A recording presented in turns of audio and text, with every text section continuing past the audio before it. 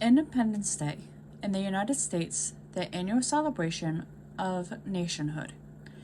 It commemorates the passage of the Declaration of Independence by the Continental Congress on July 4th, 1776.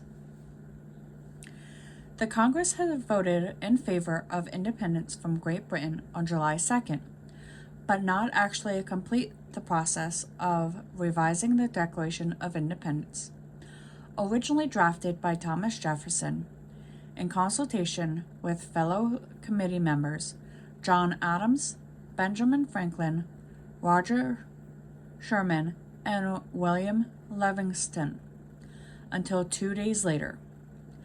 The celebration was initially molded on that of the King's birthday, which had been marked annually by bell ringing, bonfires, solemn processions, and ordination.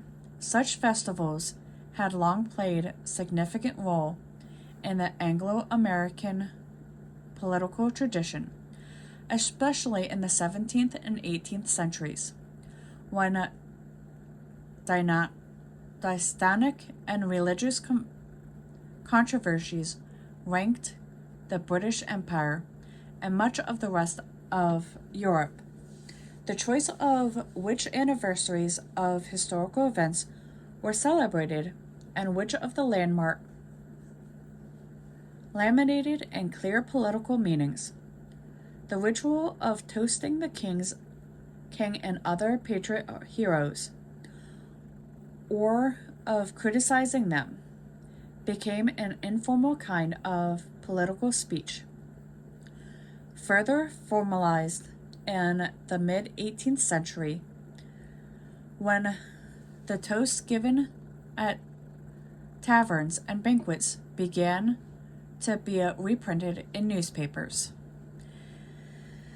In the early stages of the revolutionary movement and the colonies during the 1760s and early 1770s, patriots used such celebrations to proclaim their residence to Parliament's legislations while lauding King George III as the real defender of English liberties. However, the marking of the first day of independence during the summer of 1776 actually took the form in many towns of a mock funeral for the king, whose death symbolized the end of monarchy and tyranny and the rebirth of liberty. During the early years of the Republic, Independence Day was commemorated with parades, oratory, and toasting and ceremonies that celebrated the existence of a new nation. These rites played an equally important role in evolving federal political system. With the rise of informal political parties, they provided venues for leaders and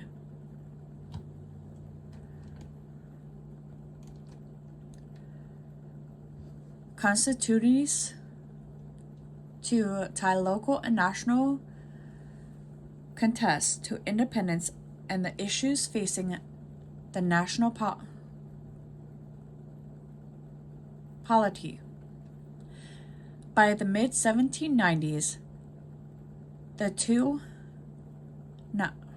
Gnostic political parties held separate partisan Independence Day festivals in most larger towns. Perhaps for this reason, Independence Day became a model for a series of often short-lived celebrations that sometimes contained more explicit political renaissance, such as George Washington's birthday and the anniversary of Jefferson's inauguration while he served as president. The bombastic torrent of words that categorized Independence Day during the 19th century made it both a serious occasion and one sometimes open to ridicule, like the increasingly popular and democratic political process itself in that period. With the growth and diversification of American society, the 4th of July commemoration became a patriotic tradition which many groups, not just political parties, sought to claim.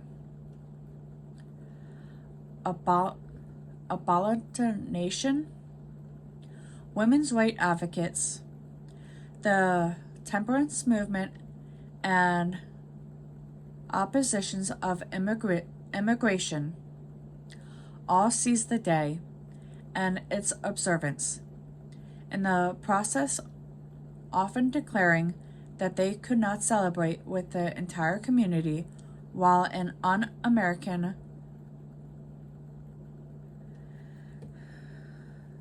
preservation in their rights prevailed.